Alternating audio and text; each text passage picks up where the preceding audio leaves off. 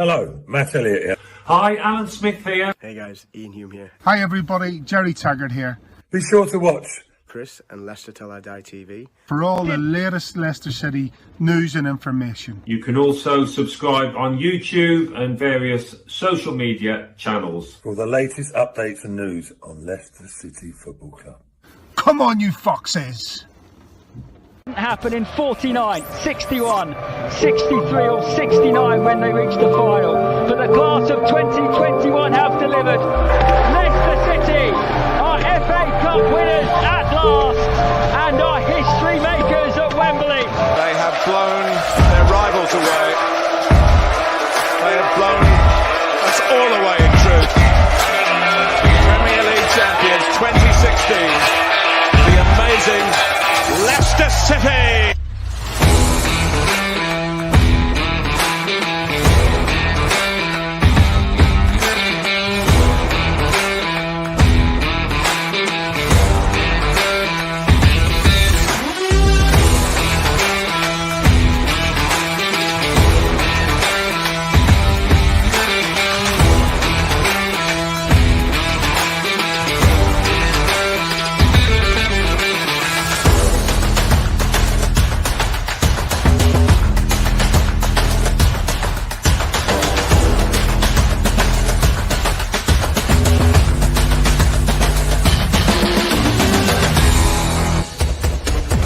Till I Die TV, your first choice for everything Leicester City. Tune in and join in now. Right, Chris. Funny you should ask that. We win one, we throw one away. I say we win one, we throw one away. This is Leicester Till I Die television. Find us on YouTube, on Leicester Till I Die TV. And if you are listening on catch up on the podcast, thank you very much for listening.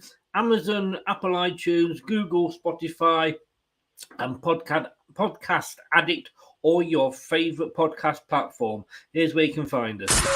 Watch us on YouTube. Listen on your favourite podcast platform. Or ask your smart speaker to play the podcast Leicester Till I Die. Subscribe, like, follow, and join in now. Broadcasting live worldwide.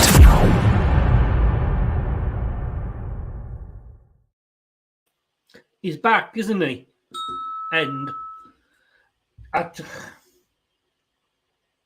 it was too good to last, wasn't it? I mean, this guy, and I actually had an Arsenal fan, because I did the watch along with a couple of Arsenal fans, and I had Anthony trying to tell me what a good manager Brendan was, and he is.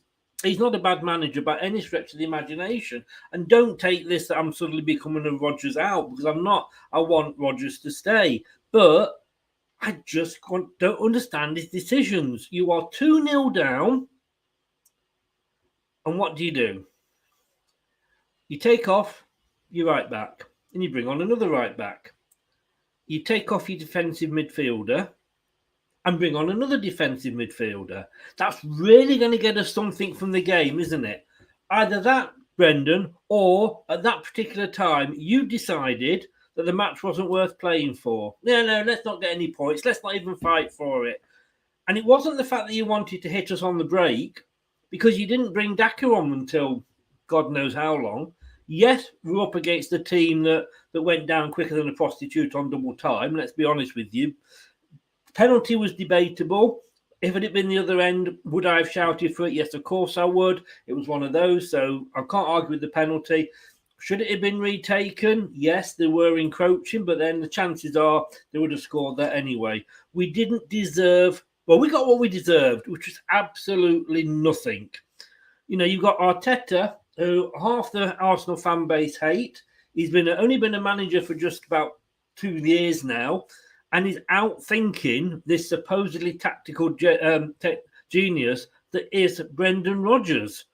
Has Rodgers actually beaten Arteta? I'm not sure if he has, but maybe we'd be better off with Arteta. I don't know.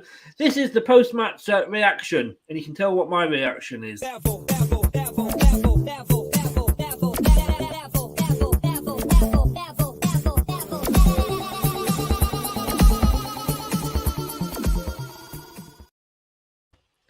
Good evening, Brad. Evening, mate. It's not a good one, but Well, that just comes out automatically. I'll just Niall says, "Come on, Man United." Well, we couldn't do you. We just did Arsenal a favour by losing to them with that fault. Man United. I don't recognise that team name. Oh, does he mean FC Ronaldo of Manchester? Is that who he's on about? That is the one. That everyone. Renee, good evening. Don't ask how we are. Evening, John. Again, how are you? Renee says we were terrible against Arsenal. We were shit. Renee B, we need bounce back until the end of the season. And JB, good evening. How the devil are you? Same old. Oh, sorry, same old. Brenda should have gone to Specsavers. JB. Yes, he has, Chris. 1-0 Vardy last season at Emirates. Well, God knows what happened. Was that actually when Arteta had COVID and wasn't actually at the game? No, I don't know if it was that, but that was a game where actually Arsenal probably dominated more than they did today, and then Cengiz Under got free on the right and crossed it in, and I think literally our only chance of that game, we really did a smash and grab. Look at this. Don't get me wrong. We've got Rennes coming up in the Europa Conference League on Thursday, and of course, people are asking me what was a more important game to you, Arsenal or Rennes.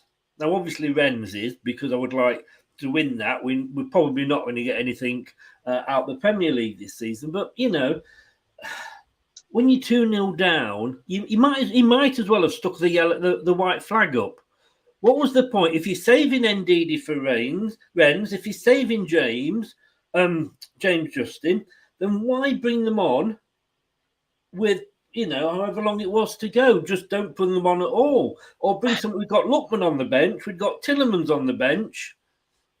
Yeah, I get the frustrations, and I get that people will look at the substitutions and think, why like for like? And I think that was what his substitutions were.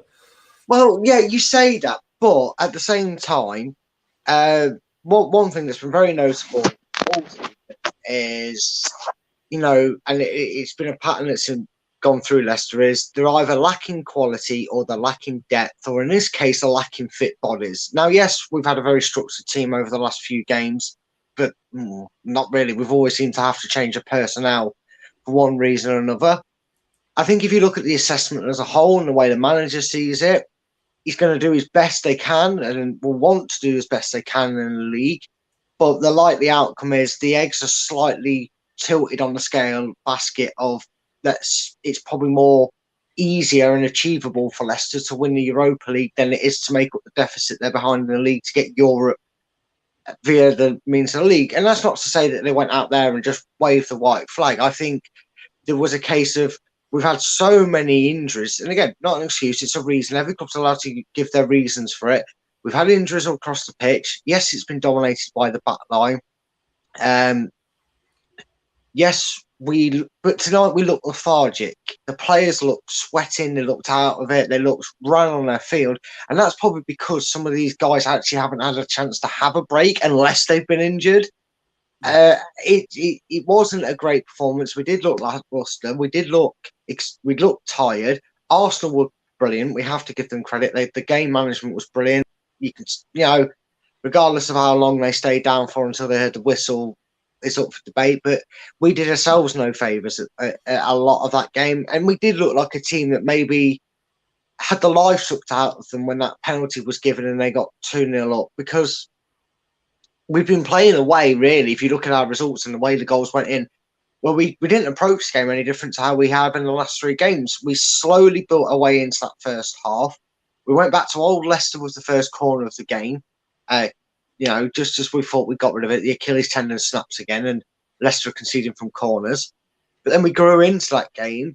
It was that second goal that was a real sucker punch. I think the lads felt a bit sorry for themselves. I think they felt a bit hard done by. And unfortunately, when you've probably got that mentality in the dressing room thinking, let's go do what we can in this game, but if we lose it, I'm going to make the changes and we're going to do this so we're all fresh and ready for Rennes in midweek, because that's, they've probably discussed it, because Leicester are up against it. This isn't new for Leicester, unfortunately. This sort of performance is, unfortunately, it's something that's made this second half of the season start off as a mountain to climb, let alone come to Arsenal away and try and do something when you put in your eggs aren't fully in the Premier League basket. That's because of the European success they want to bring to the King Power. Spencer, good evening. How the devil are you? Thursday's game is more important, hence the changes. Yeah. But he was changing like for like. If he's saving Ndidi and James Justin for Rennes, and I get that. I totally get that. That's why you have a squad. We can't moan about how many games we're playing. We're in Europe. If we want to play less games, let's not qualify for Europe. That's what we're doing. So if he doesn't want to wear them out, why bring them on at all? I think James Justin's an obvious one because of the injuries he's had and the problems he's had. He wanted to give him some form of minutes, and with a lazy press from Arsenal, which was their game management, they did well. They sat back off us. They didn't need a third goal. It weren't like they were backs against the wall and Leicester would be able to bombard them, and they were struggling. They were keeping us back. It was probably unfortunately, it was an easy game to bring them into for the wrong reasons. I can understand that. I think Wilfred and Ndidi, I noticed that when he came on, I felt we had an extra body in that attacking sense of midfield.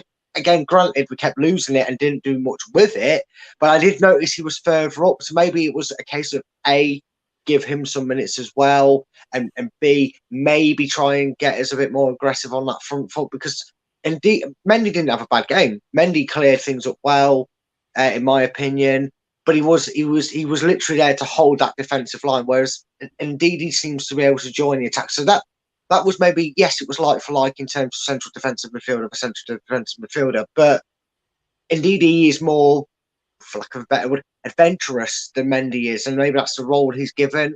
And Daka and Nacho, for me, I'm in agreement, but I actually don't think Ian Nacho should have. Well, he should have come off when he got the silly yellow. When he nearly got a second yellow, and he was a walk-in second yellow. To be fair, when he did the same thing as he did for his first one, he needs to stop doing that. By the way, but I think it's very clear for Leicester fans to see, and Brendan should now fairly clear see it. If you're not got Jamie Vardy available, we have to find a way. If you've got one, and you're going to put the other one on, you're going to have to keep them both on. You can't take one off of the other and try and get them to play that same role. We know that. We saw that last season. Obviously, Brendan was too busy making notes in his notebook to see it. I mean, Rene, Yuri and Lookman rested for the. I don't understand why Lookman was rested, though. He's not played in a while. No, but I kind of get if we're doing it. But what would have happened if indeed he comes on? And he gets a knock. He falls over and breaks his leg. Anything could have happened, right? Because Mendy's not in the European squad. All right, you could bring Chowdhury in. I don't know if he's in the European squad. But why? Like I say, 2-0 down, he had that yellow streak that he does have occasionally down his back. He chickened out of it. He got out tactic today by a rookie manager, and I'm not saying, I was doing the watch along, like I say, with two Arsenal fans, and one of them said, "Yeah, it's a good manager, Brendan," and yes, he is. One loss doesn't make him a bad manager. And these last two games, I've praised him where praise is due. But he said, "Oh yeah, but he's got all the experience." Well, he won in Scotland with Celtic, who's going to win at least a few cups with Celtic, or if you're sharing them with Rangers. But half that, most of the time he was winning, Rangers, his main opposition, wasn't even in the same league. So, okay, he's an okay manager, but I'm sorry, he shouldn't be being beaten by Arteta. Yeah, but you can't say that Arteta's having a good season with Arsenal. And look, we all sat here and bantered Arsenal for not making Europe, and I've still been doing it ever since, and I still will for as long as Arsenal aren't winning a proper European Cup and Leicester are still in for a shout of winning one. I'm still going to do it, but you've got to give credit where it's due. At the end of the day, do you remember when we lost out in that playoff semi-final against Watford? Thanks And for in the reminding end, me. it ended up being a blessing in disguise for Leicester, didn't it?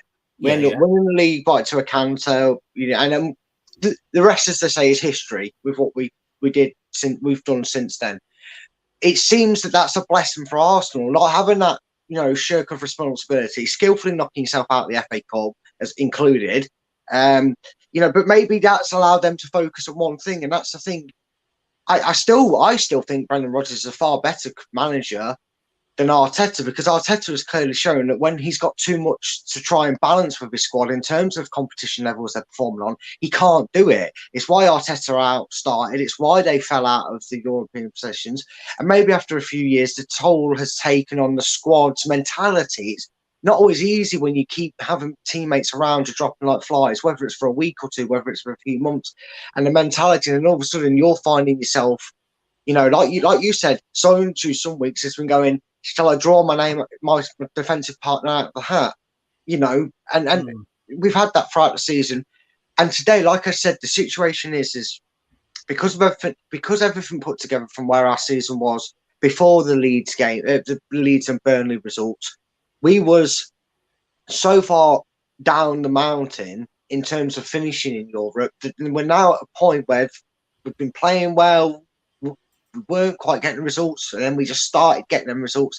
That Brendan's had to balance it, and it's not a very easy thing to balance. And he did it last year, and he did it the year before fairly well. And like I said, maybe it's a mental thing. A lot of people from opposition fans are suddenly thinking the magic glue is take, and I'm going to say it, which one of them right now, and it's got nothing to do with the penalty incident. I just think he's got an error in him more than Amati has. It'd be a hunch out, and everybody seems to think, even Arsenal fans were suggesting today, you put Fofana back in that team and somehow it magically fixes it. I know he's a class defender. I don't think that's the case, but stranger things are happening. It might just show you that when Leicester had them injuries last season, if Fofana was out, it was all right because we still had Evans. If Evans was out, well, it's all right because Fofana's back and he was back. Maybe there is something to that there's a certain leader character missing from that back line and in the middle at times. You talk about the actual captain, but you have leaders in different areas of that pitch, in different fields of play. That's not the right terminology, but I can't think what I'm trying to say.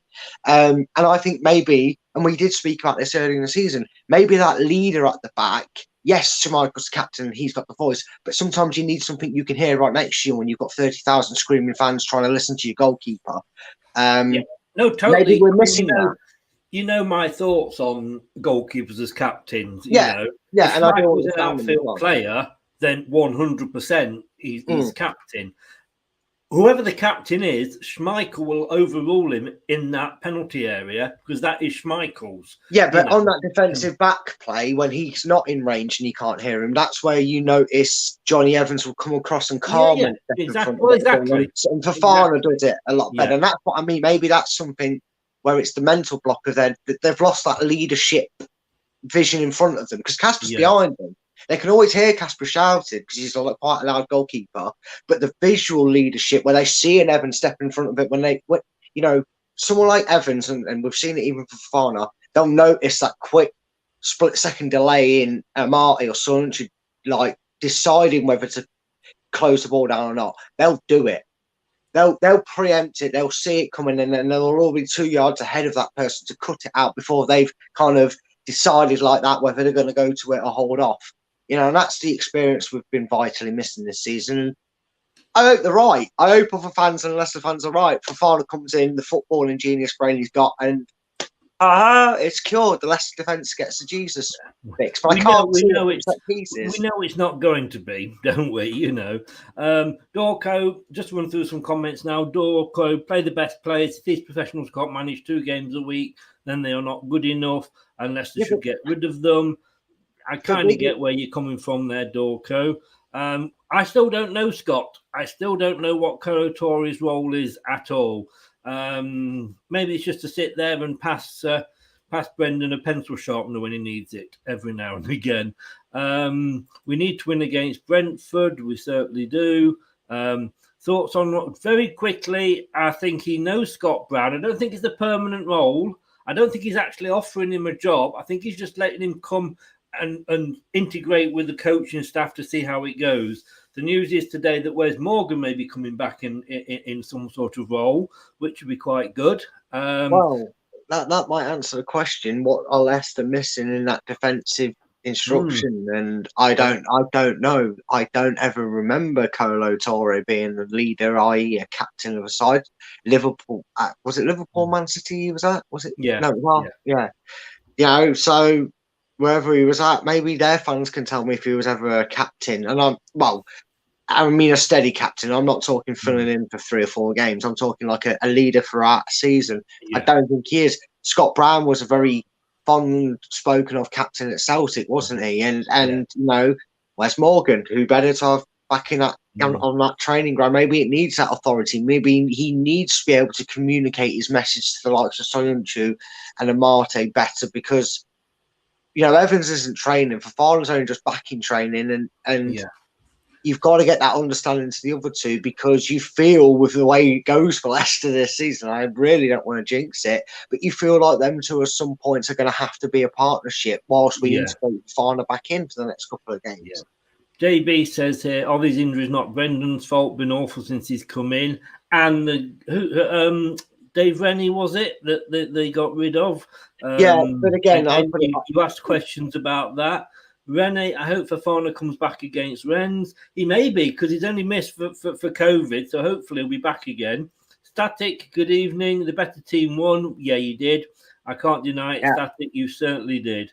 And like I said, we don't know what Wes Brown's going to do. I'm just trying to actually, just bear with me, Brad, because what I'm trying to do here is I want to show you a picture that I've used on the website. Now, I don't know if I'll be able to bring this up or not. Oh, bugger.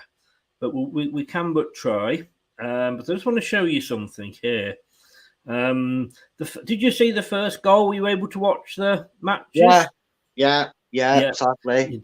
You did? Yeah, I've got an app on my phone that I can watch them now, and it's a lot better than his goal. Right. I mean, that legal stream result that does not work and was rightly taken down. I didn't mention it. Yeah, it still is, actually. I'll tell you about it later. Right, share screen. Let's just have a look. If this is going to work, this would be... here we go. Share. Okay. Now then, here we go. This was when they scored their first goal. Now, how many defenders are there? And how many players are marking him? Thomas was marking him. The guy made a run forward. Thomas went with him. But then because he went round a Leicester player, Thomas didn't go round him. He bumped into the Leicester player and then he'd lost him. You know, I mean... It's simple schoolboy tactics. If you're marking somebody, we're not doing zonal anymore, Luke. We're doing proper defending. Yeah, go with them. I mean, you know, that guy there, he's just not feeling. You know, he's just not. He's open goal corner, wasn't it? Corner pop in, and there you go. You know what? It was Sunday League defending, and it was Sunday League style goal, and you're always told in at the basic level of football, beat the front man, and and Thomas did it himself. In the end, he beat himself, because I don't know, maybe he's got a depth perception thing, but I don't understand how he managed to misjudge that ball so badly that he ended up about 2 yards in front of Partey and then tried to win the ball aerially. I think there might have been a miscommunication. Maybe he panicked. Maybe he lost him, didn't he? I mean, that was the thing. He lost him totally. Yeah, I mean, there's a bit of credit there's a bit of towards Casper on that as well. I think he could have done better with him. It was quite close to him. And I understand you're not correcting him, but your first instructions in Sunday League is, God's sake, even if it's big Barry taking the corner, you're thinking, oh God, get it past the first man. At least give us a chance to do something with a buzzer. That's what they did, Arsenal. They just put it in at the near post and hope for a flick on. And Leicester, for the first time in about probably about since that West Ham game, actually, for the first time since that, and that was what was so frustrating and disappointing about that first half, was they just kind of much obliged to that idea. Because I don't know what Thomas was doing. I don't know if he maybe thought, oh, I can see something, completely misjudged it. Because, it was noted in the replay, there was nobody on the front post, but we had someone on the back post. So was that Thomas's responsibility? Did he leave? Did he? Thomas, like I say, when did you he watch pardon it, the pun, but did he leave his post? Yeah, but Thomas was touching, which would have prevented the goal. It was just one of them. But then, would it have done though? Well, because he's there, and you saw his. Yes, I know the free kick. I know the penalty was awarded for the second goal, but he cleared it off the line, and he was in the best position to answer for that goal. Where he was, mate, he gets that head on it, he stretches it and follows it clear. Yeah, maybe if he'd stuck with his man, he might not have scored. Oh no, but yeah, either way, if he'd have either stuck with his man and not jumped 2 yards in front of him, or if he'd have stayed on his on the front post, he would have probably cleared it anyway. Yeah. So it's just poor decision making. Harvey Barnes almost scored a goal, and I almost went out with El McPherson, but both of us were disappointed, weren't we? Let's have a look at the team. When you saw the team come up, what were your thoughts on it? I scratched my head a little bit. I mean, you're talking about resting players for Europe, but Adamona Luckman's, and I'm on pun form today, so I'm going to go with it. Didn't get a look in, and I'm with you. That was one that baffled me. But if you're thinking ahead of the Rennes game, I would have maybe liked to have seen Lukeman instead of Albrighton. Look, Albrighton's reliable, had a great European night, but if you're looking for someone to go out there fresh leg but shore it up, if Rennes maybe go 1-0, get a goal late on, or Leicester are looking to shut out a game because they're comfortable holding on to the aggregate score, I'd rather a more fresher Albrighton be available for Thursday, because Lukeman's young, he can recover well. Even if it's only 70 minutes he does and Albrighton comes on for the last 20, I thought that would have been better. If you are going to be resting players, why aren't you resting the oldest player in our squad that's on the pitch? That was one that did scratch my head. I understand. Imagine I'm the Rennes manager for a moment. Hello, how the devil are you? No, I'm sat there and I'm thinking, bloody hell, Brighton did run us a bit ragged like in the first leg. We got a goal against us, and it looks like he won't be playing next leg. Another masterstroke, Brendan. Well, I mean, I think he'll get swapped out. I think the idea is maybe to not allow pressure on towards against Rennes. And look, Albrighton reminds me of Guppy. Maybe not so much with the flair and the step overs that Guppy had, but in terms of he's one of them criminally underrated players. He always does a good job for us. He's always very reliable. He's got a wicked ball into the box like Guppy had in that terms of things. But maybe Brendan doesn't want a defensive-minded winger for the second leg at Rennes. Maybe he wants to not allow them to come at us and soak up pressure. Maybe we're wrong. Maybe Mark Albrighton's just built differently and can play every minute of every game. We don't know. I love Mark Albrighton, and I won't hear anything said against him. But I just think it's like Vardy. Anthony, I say, who did the stream with me, and Melina. Like you said, there, Schmeichel made a few good games. Mendy had I didn't miss Ndidi. I've got to be honest with you, but I just think sort of when you're looking at it there, and that was, like you said, a weird decision for me as well. The rest of the team, I mean, Ricardo was nice to see him back, and Marty Soyuncu. I mean, they are our best defensive partnership, for the two centre backs, because let's face it, we don't want to be bringing Vestergaard on, do we? And then Madison, Mendy, Dewsbury Hall, Luke Thomas, Dewsbury Hall, Harvey Barnes. I love those three playing together. I just think that they're so good. I was really pleased to see that. And I was pleased to see Inacho in. Yeah, I was. And then frustratingly, we couldn't seem to get the ball to him after that first half. I'll get on to it in the tactic board, but it was a bit frustrating the way we went about it. I think if anything, it was more further proof that unless you're not having to rely on Madison to start his attacks and join the front from deep and have him further up the field, which is where he's more effective for us in that sense, or B, you've got to play Daka alongside Iheanacho. And again, with one eye on Thursday, unfortunately, you was only ever going to see him play one up front because A, it's Rodgers' preferred way, and B, he wants one striker to at least have more resting time than the other. He obviously felt. Yes, yeah. Let's just have a look at an overview of the game, and then we'll talk more about Leicester. But as you look at and I know you don't like stats; it doesn't tell you everything. Of course, it doesn't. But possession was as near as damn it equal. But again, two Premiership teams, one of which isn't Watford or Norwich.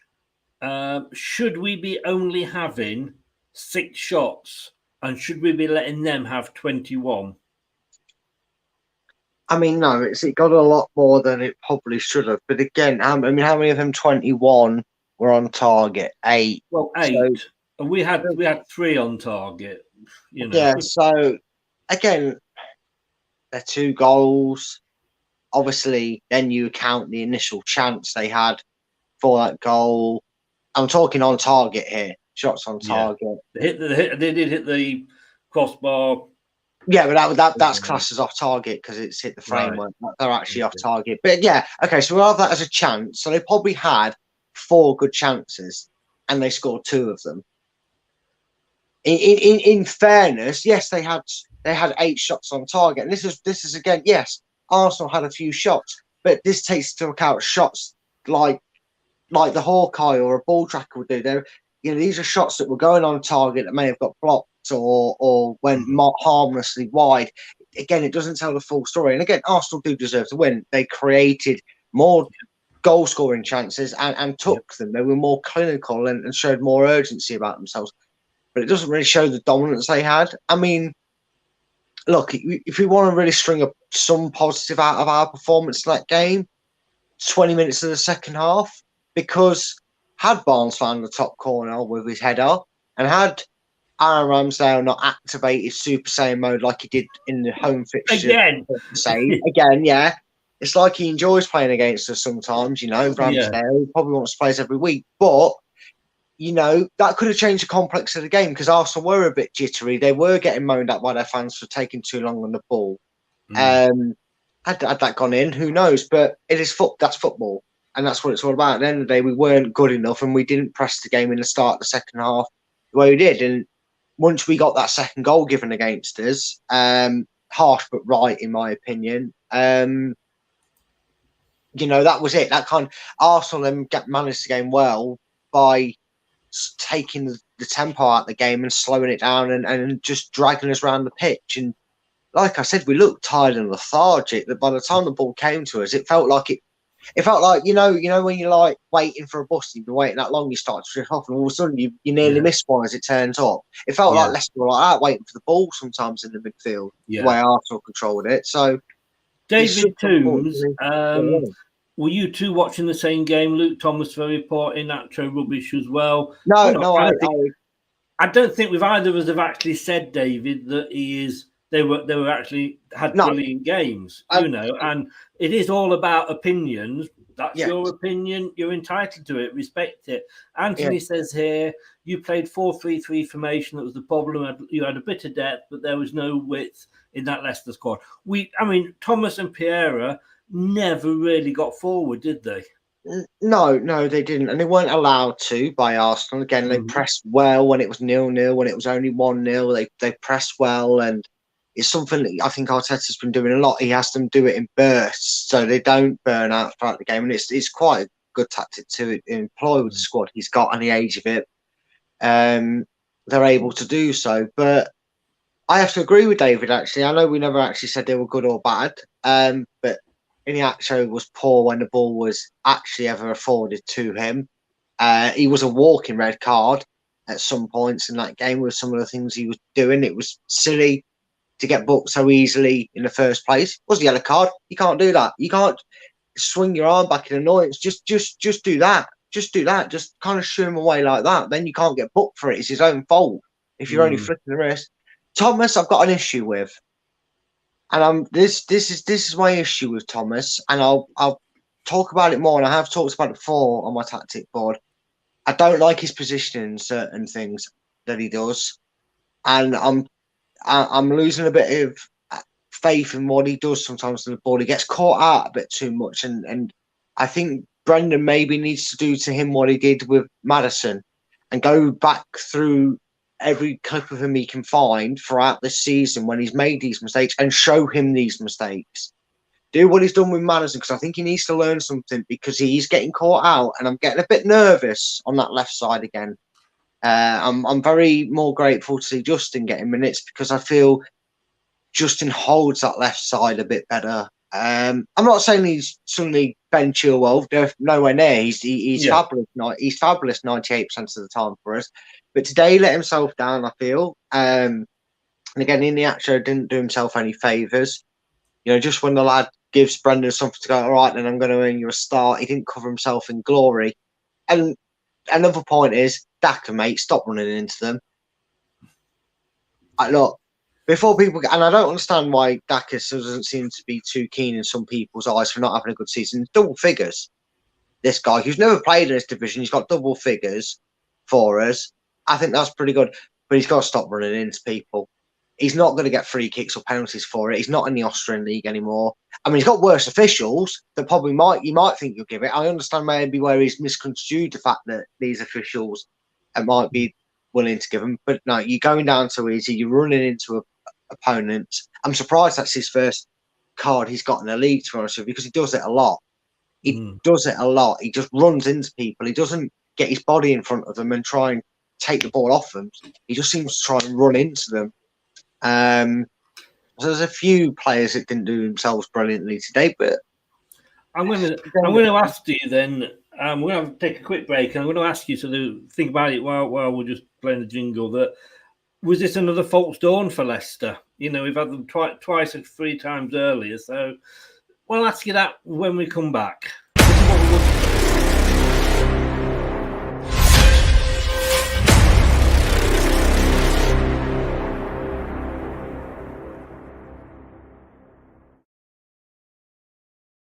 Yeah, if you're watching on YouTube, please press that subscribe button. It does help us and shows your support for us. Appreciate it.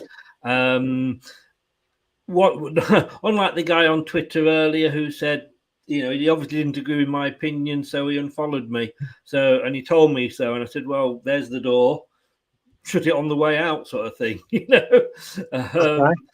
Obviously, you know, some fans don't accept that other people have opinions, but apparently not. We beat Man United 4-2.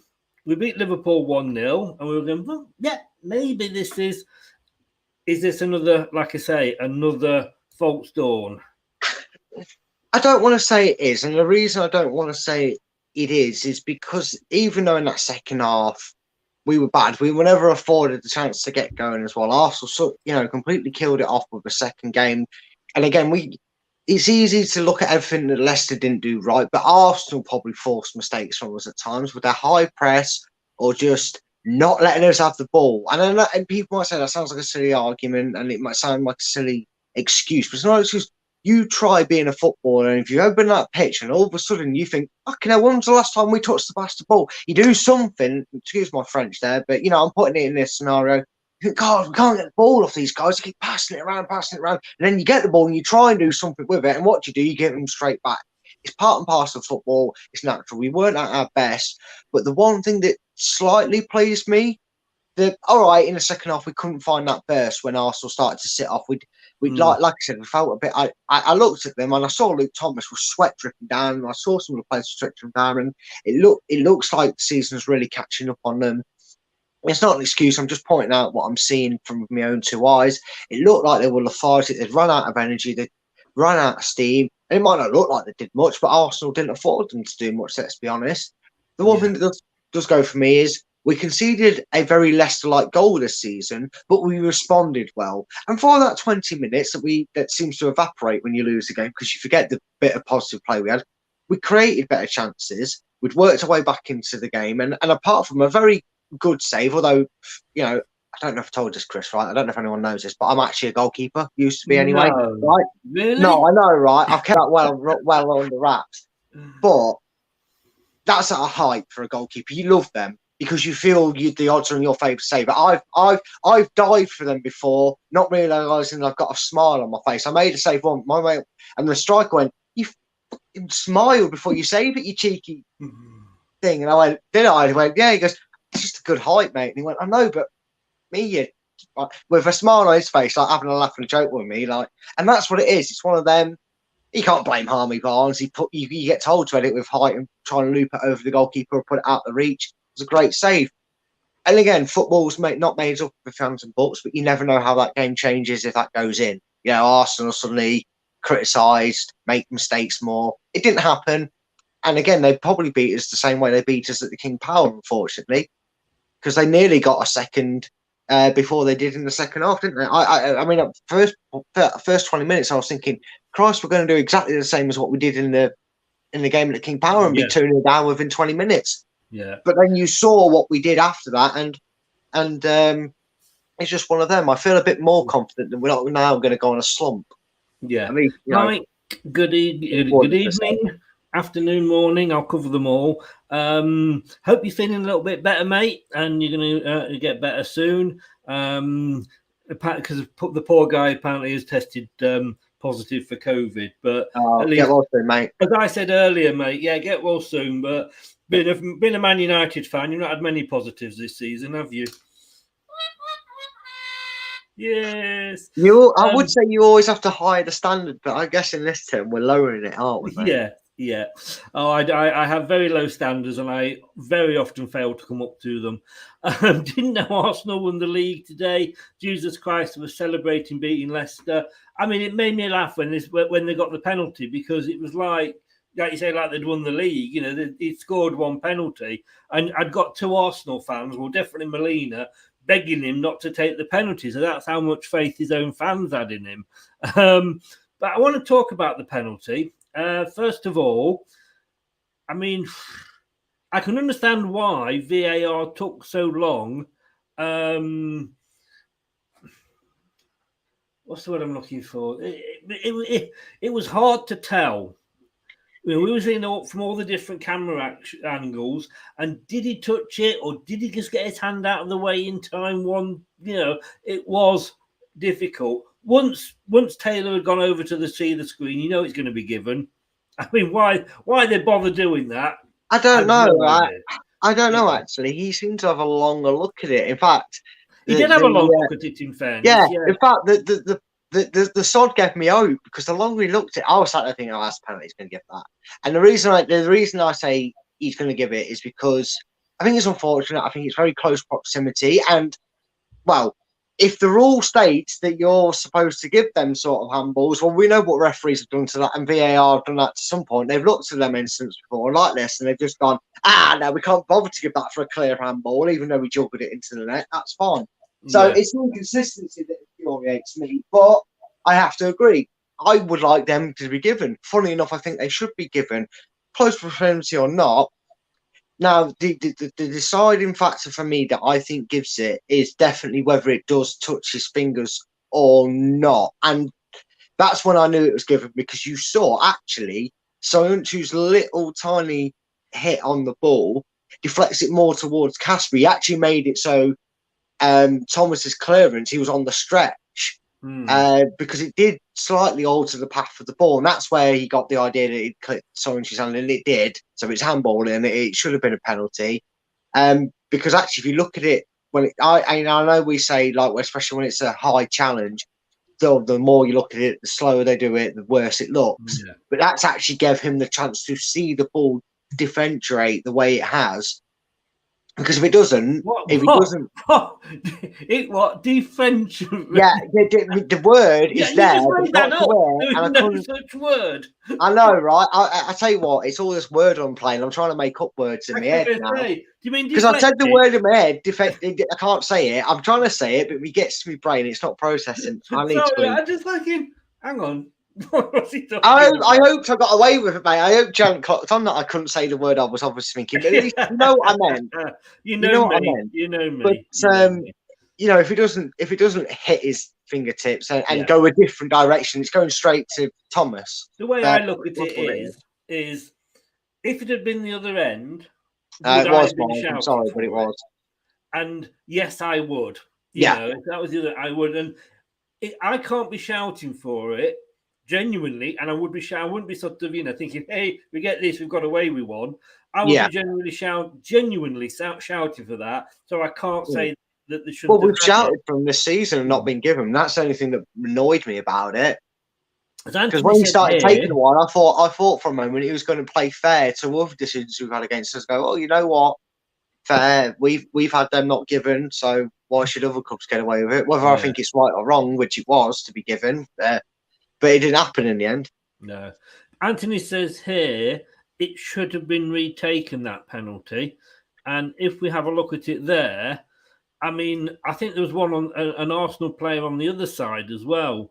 See, why wasn't that checked? That's been checked before. They have checked them before, so I didn't know that. VAR should be checking a penalty.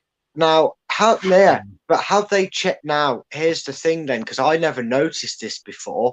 What I noticed was, and maybe the rule has changed again, but I know the last time I knew the rules, and maybe someone can research it and correct me if I am wrong on this statement, but you are not allowed to stutter in your run-up or approach to taking the kick.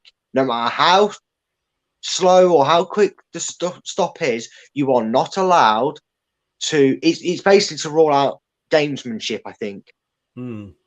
And everybody does it, so I'm presuming it's allowed now. Yeah, but I thought there was a rule that came in that had tried to stop it, and I don't think it's right. And also, third of all, can somebody confirm it for me? Does Casper come off his line first?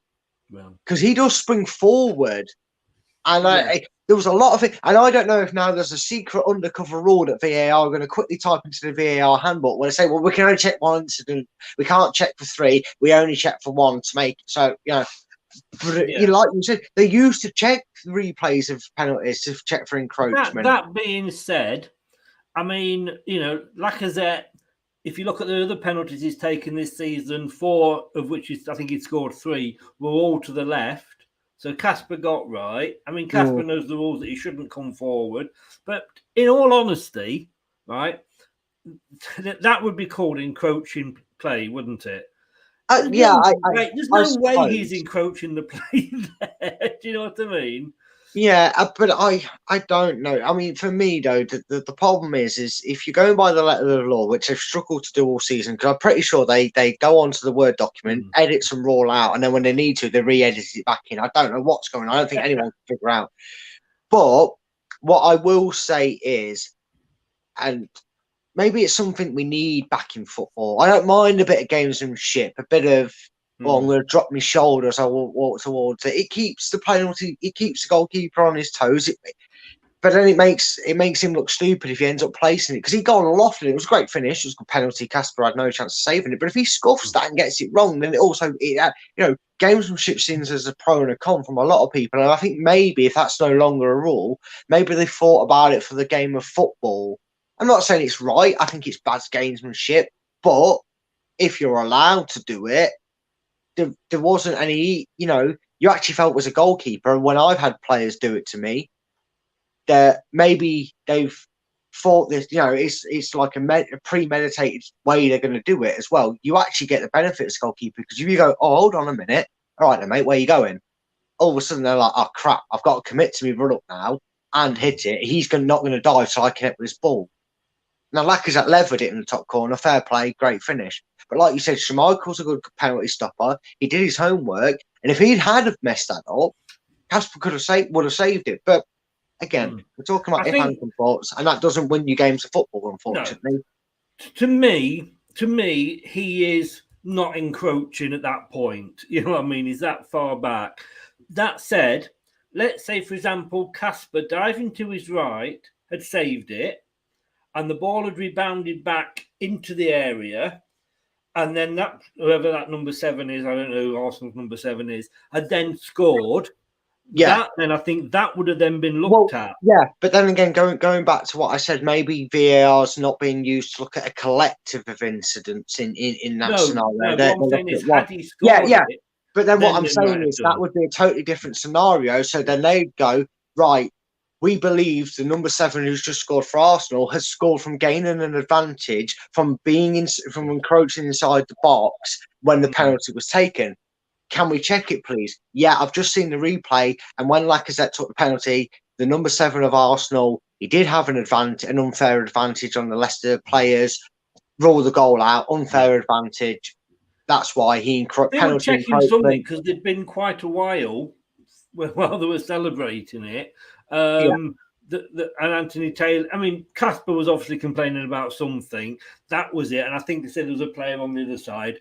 Had that, and not Saka, I don't know who the player on the other side was, but like I say, had it gone back to one of those and they'd scored on the rebound, then it would have, I think it would have been cancelled. Thing is, though, make him retake it. The chances are, he should score again. We always say, don't we, you shouldn't miss a penalty.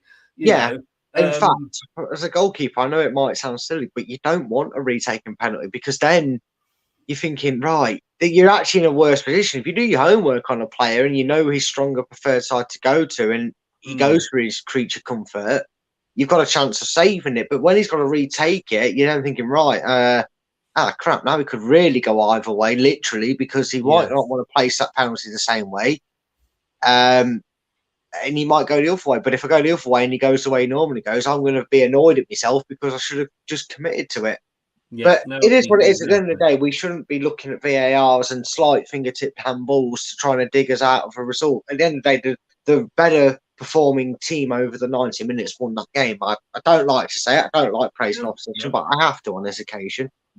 It wasn't fun, but then again, I was watching it with 2 Arsenal fans. Yeah, I do. my sympathies for you, but at least these Arsenal fans didn't argue. No.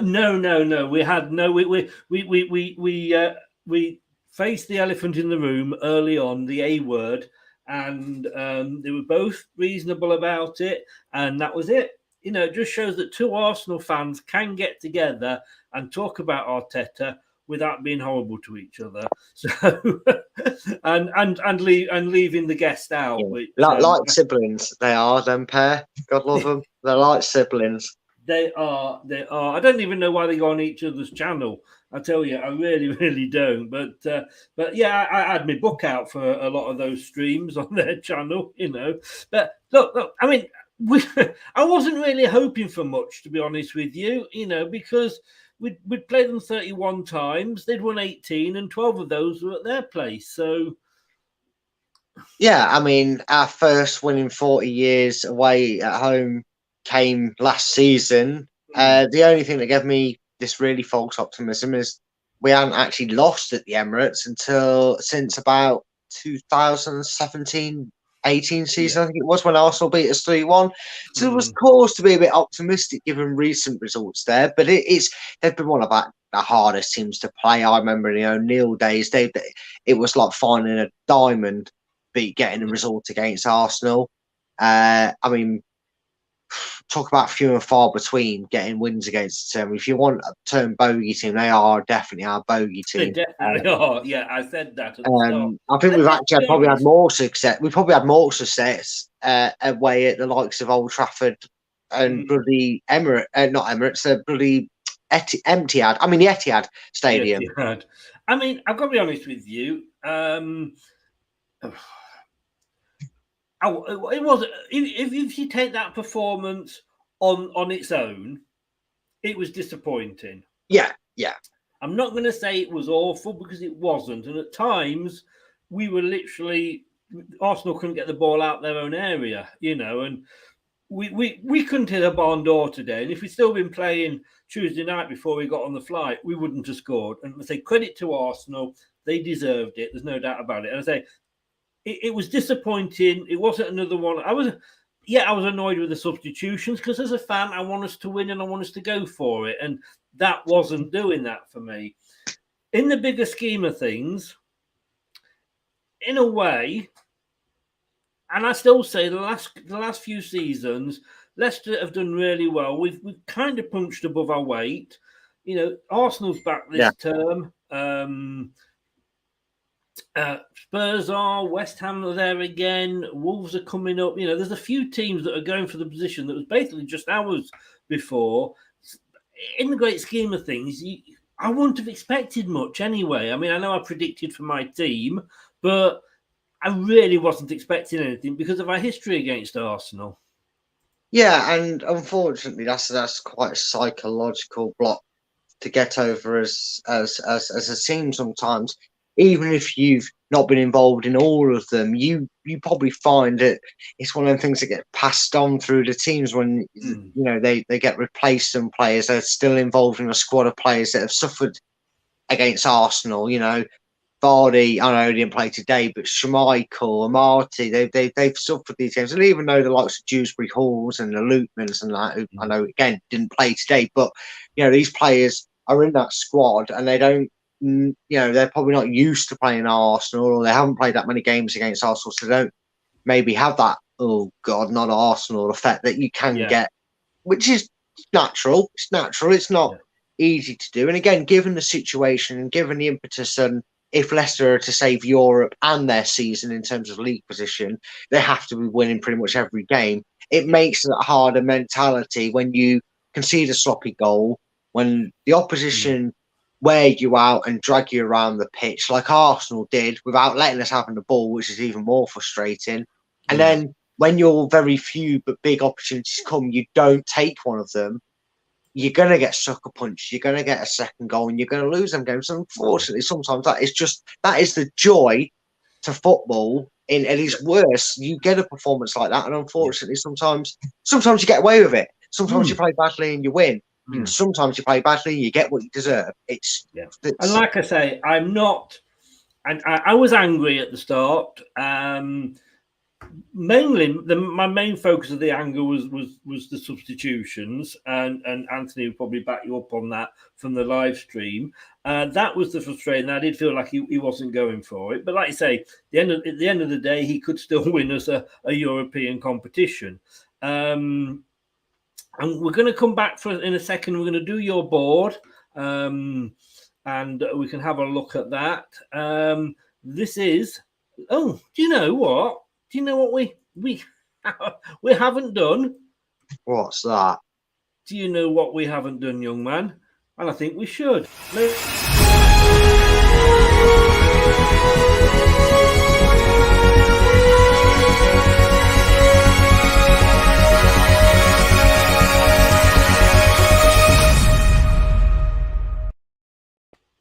Just for Anthony, because he was such a very, very gracious guest on the stream. 14 years, 13 days, 2 hours, 59 minutes and 20 seconds since Tottenham last won a trophy. So always makes me feel better. And like we say, with Arsenal, when we won the bloody thing, when we won the league, he says yes. Chris wasn't happy with the subs. I think I might have sworn actually. Mike says at times you look bright, but the better team. Yeah, they did. Can't argue with that. And Anthony obviously loves what I've just done. But even when we won the league, we lost 3 games, and 2 of them were to bloody Arsenal. So it's kind of.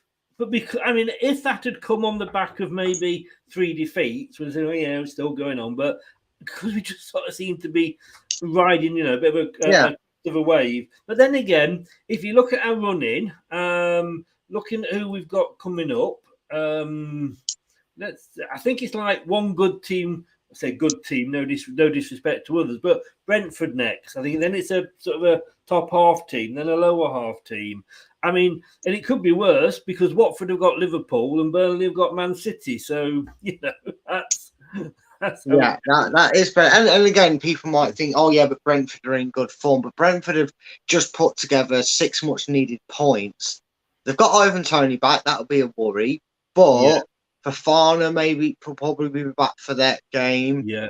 Our defence actually wasn't too bad today. I don't think he did a lot wrong. So I don't think it was like a crisis defensive moment, apart from the goal. The corner goal, more notably. But there wasn't too much concern me about Brentford. I think they've probably given themselves a breathing space they needed.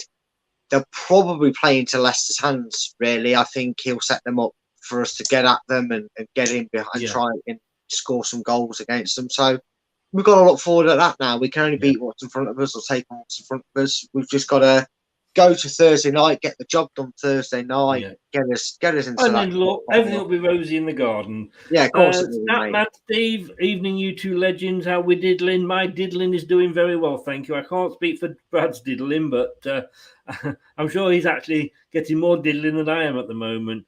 Mike Green, you have us on Saturday. No, we don't. We have you on the 2nd of April. So, again, Mike, shown true Man United fan that you are. Too late, mate. You'd commented. No good coming in afterwards then, actually, no, you don't. You said you got to Saturday. And that wasn't it yourself that, how can I put this? Forgot that Man United were playing in Europe one week. These Man United fans, they're so come me, go me, you know. But look, this guy said, I'm going to let you do your tactic board now, but this guy said, did anyone notice James Maddison played a lot deeper for the second half? Yeah, he did. You know? He did. So I'll let you come on to that in there because it is time for this, and it is Brad's tactical analysis. Over to you, Brad. Oh, great. Oh, he's stripping off ready for it. He's girls, look away. I think that's as far as he's going, though. But here we go. Over to you, Brad. And I think I'll add some.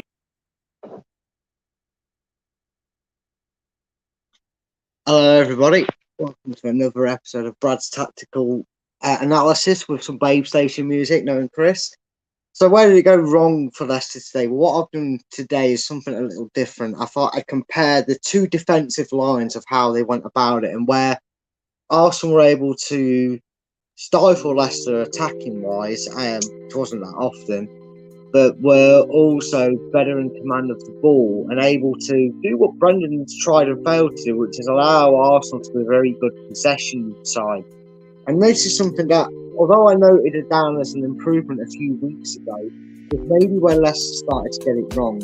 And that was fairly simple, because in the first half, they actually didn't line up too bad. In a defensive line, they would go into they'd go into a vertical three that, as it sunk back into its defensive line to keep the shape and see Arsenal out, would allow some of the midfielders to then make it essentially what it was, which is a back line of four, which then allowed whoever was out of position to recover it. So Leicester kept originally a very good strong line in four, which was the movement that they normally make from that defensive three. And again, remember, that depends on what side that they attack on. And that's only if Arsenal are coming down this side. Obviously, the defensive line would switch for that side. But the problem with that became very apparent, because what happened is that became a solo event where Leicester were so deep that in order to try and burst out, some players in frustration left themselves with way too much of a gap between that line. Now, this is probably the cut-off point for, say, a Mendy or whoever's picking it up deep. Usually Mendy, usually on deep. He's probably their cut-off line if you say that's the final third. If you say this area where this player's in right now is that final third, you'd probably say that's too far for where that player needs to be. And as we managed to do a lot today, that meant that he was already way too far behind the area of play, which was here. He was too far behind where he should have been to allow that drop back, which meant that Arsenal were able to switch it from left to right very easy and very comfortable, because the middleman couldn't potentially push and cut out. He instantly had to drop back, which meant Leicester sort of ended up trying to defend deep and with a press, because they weren't able to naturally fall into that shape, because the player who would normally be here was starting here to recover, was still tracking back. Leicester didn't have that depth and body to allow somebody to drop back, because then they'd only have a two-man block and they'd get completely destroyed out of a switch or a through ball, and then Leicester would have got broken into more times than they were. And that was the difference, because the Leicester's line of three, defensive line of three, which was a lot closer in that second half, it was more like that than it was, as you notice how I changed it there, that noticeable press. The press was more to control them and contain them to one side of the field in the second half. And because we lost that four flat shape as a starting base, how Arsenal countered that And just imagine here that Leicester are trying to attack down the line or cutting on this side, right? And I'll get rid of these lines because I'm going to make it obvious for you who Arsenal are, using their colours. They had this for a defensive line. They kept cover on there, so that's covering the run down there, it's covering the cutting and the drive there. And what it also isolated was Leicester's triangle, because Iheanacho was found here. Sorry, I'll make that obvious for you. Iheanacho, instead of being found here, like infiltrating in between these lines, because of the way Arsenal defensive press, their fourth man here, that meant Iheanacho couldn't sit in behind. He couldn't sit in behind him because he was offside, so he had to stay with the defence. And because Leicester were caught short in numbers and only had maybe Dewsbury Hall and Barnes, and because they were crowded out, Iheanacho's job was then not to support them in that role, because Arsenal had then bodies chasing back in the midfield, completely putting that out. He then had to drag himself and isolate himself further on the right of the pitch. And that's where Arsenal's defensive line put in and worked brilliantly, because they've got a two-way operating system.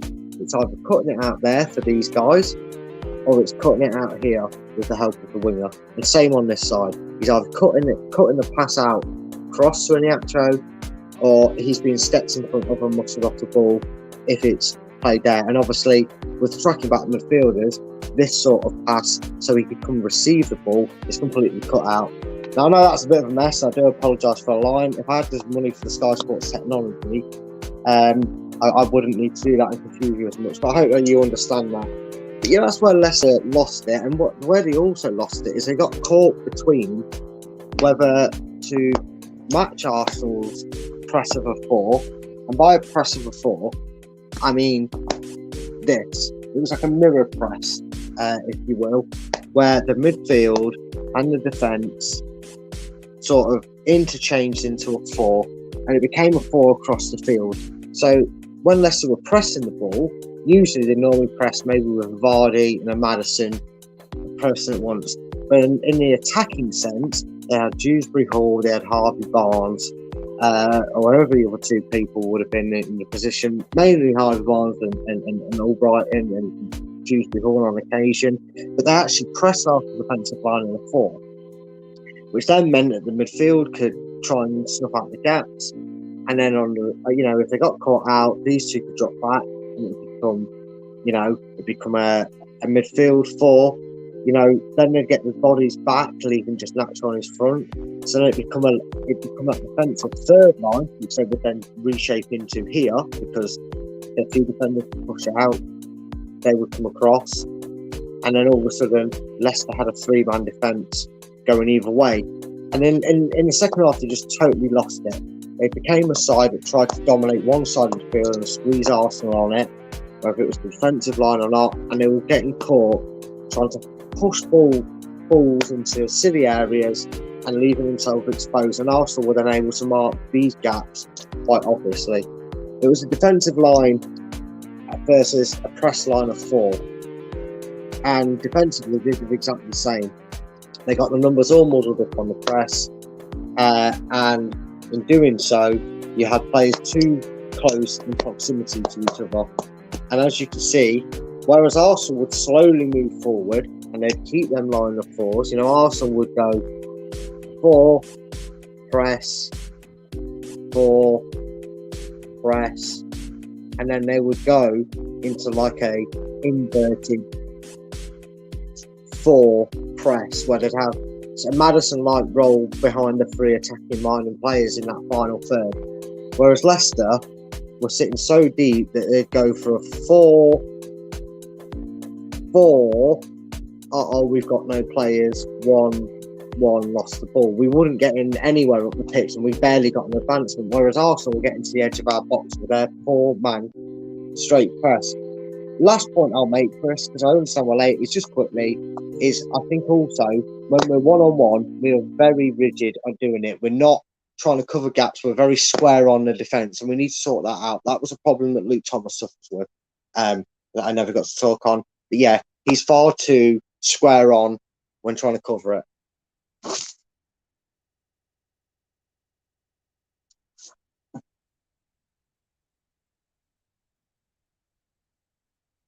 You can finish your popcorn, mate.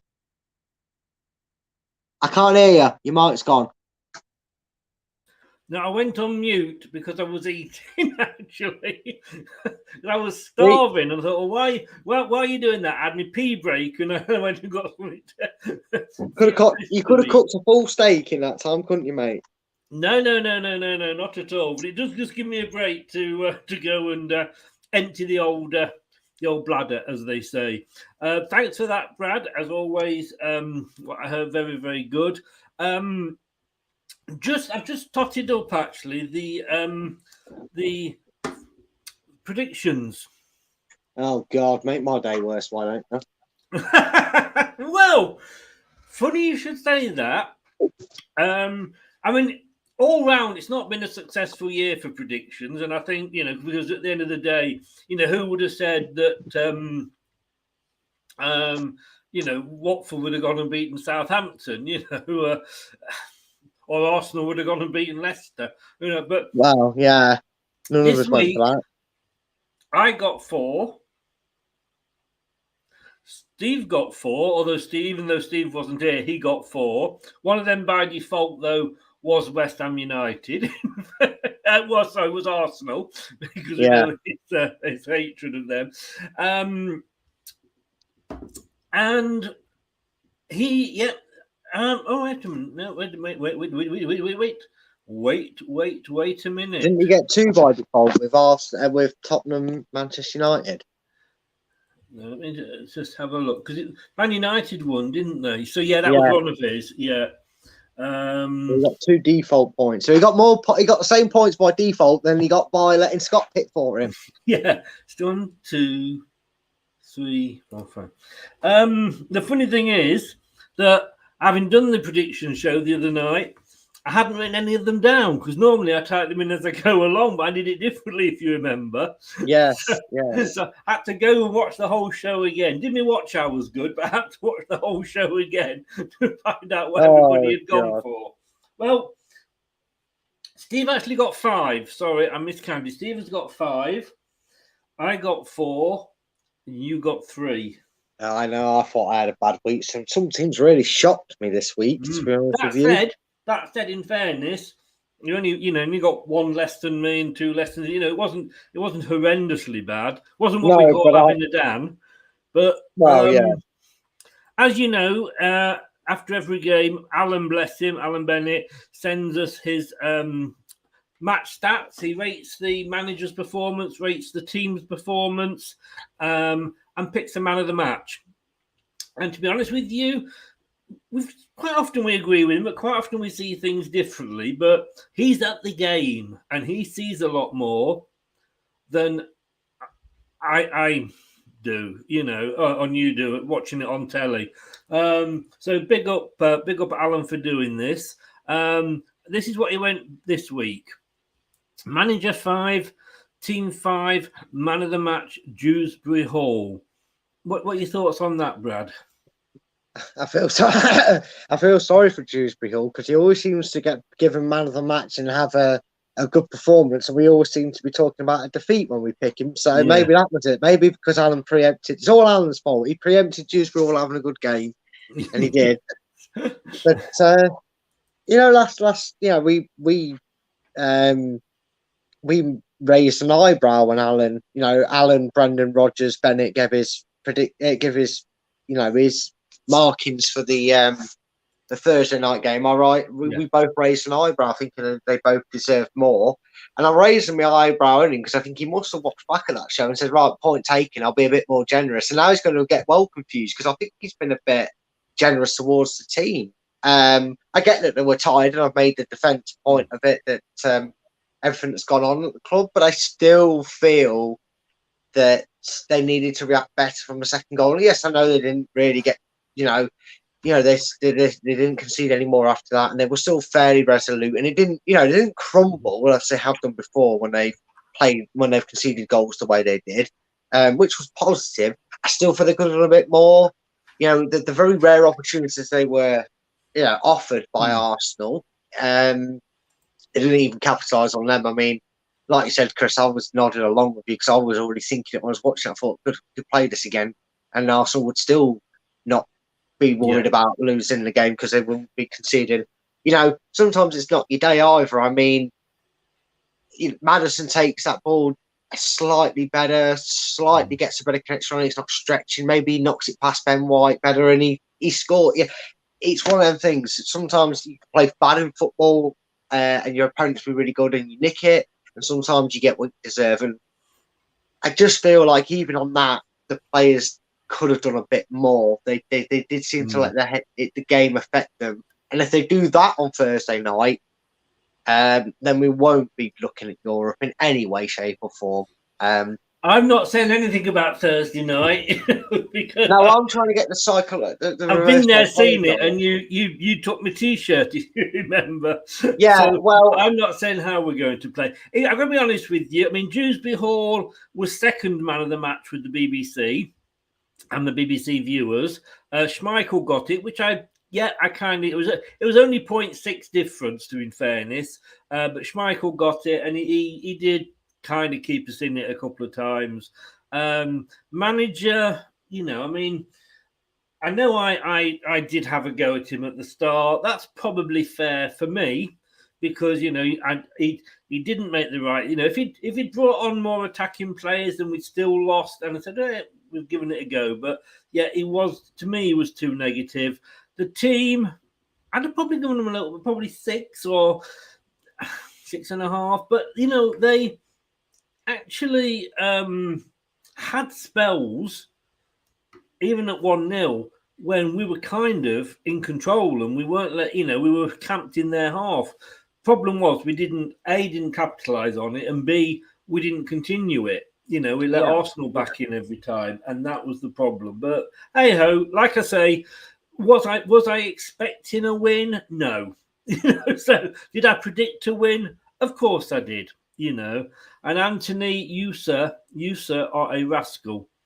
Can you manage to leave my best wishes and 2-0? Anthony, rearrange this well-known saying. Off go.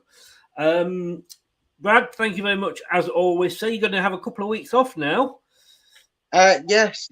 I'll ironically be where I need to be about 5 minutes before the kickoff in France. So I'm away for a few days. I'm away for 3 and a bit days. I'm away for pretty much. So I'm looking forward to it. And but then I'll be back after Brentford. Yeah, but we've got a week off after Brentford because it's the international break. Yeah, great. So we'll probably be looking forward to that because hopefully we'll be talking about 3 bloody points because that's the curse we need to break. Going international break in the back of a win would be nice. Yes. And I think 3 points and through to the quarterfinals of the Europa Conference League. Yeah, nice. and again, this result will be buried if we can go to Rennes and beat them and then beat Brentford. Like you said, it'll be in the past, won't it? Yes. Obviously, all your contact details are in the chat below. Just tell where people can find you. Obviously, most of the time with Chloe, but where can they find you? Where can they find you online? Online, you can obviously, if you've not already subscribed to this channel, because this is where you'll find me most of the time. He keeps letting me in. He's a good sport. It's Chris. He's a good egg. I've never said anything about that before. And he's never asked for any payment, so you know. I know, right? Well, I keep asking, but you keep saying me it's in the post. Well, I've not given you my address yet. But no. I still send checks. He's sending it by carrier pigeon. He's just not got pigeon yet. But no, obviously you can find me here. So subscribe and like and all that jazz to this channel because Chris does do a lot of work for it. But if you want to, for whatever reason, if you're weird or you're bored or you just know what I'm like when I'm on streams and you want to find out what I'm on, just follow me at Twitter. It's at Fulltime Focus. And you'll find me there quite nice and easy. Brilliant, mate. Have a good break. I will do, mate. I will Enjoy it, and I will see you refreshed or possibly knackered. Who knows? After the 2 weeks, and look forward to seeing you then. All the best, mate. Forget football for 2 weeks and have a great time. I will do, mate. It's already off my mind until Thursday at least, but then even then it'll be back of my mind. It will. Yeah, it will. It's bound to be. But yeah, enjoy it, mate. Have a great day, and I'll see you when you get back. All the best. Bye bye. See you. Cheers. Bye. Bye bye. Yes, you don't have to remind us, Anthony. Yeah, we know what it was. Like I say, in fairness, you deserved it. That's all I can say.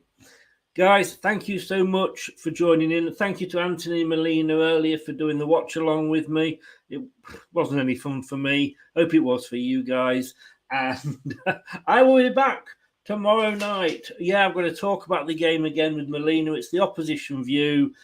She's a great girl. She's very sort of objective, where obviously Anthony is very objectionable. Joking, Anthony. And then we've got the weekend review tomorrow night at 9 o'clock. Thanks very much, everybody. Thanks to everybody who joined in. If you're listening to this on podcast, thank you so much for listening, and thank you for all the downloads. And if you haven't read it and you're watching this on YouTube, please give us a like and also give us a subscribe. It would make a happy man feel very old. Thanks very much. I will see you tomorrow night. I'm going to go now and have a stiff gin. Good night, all.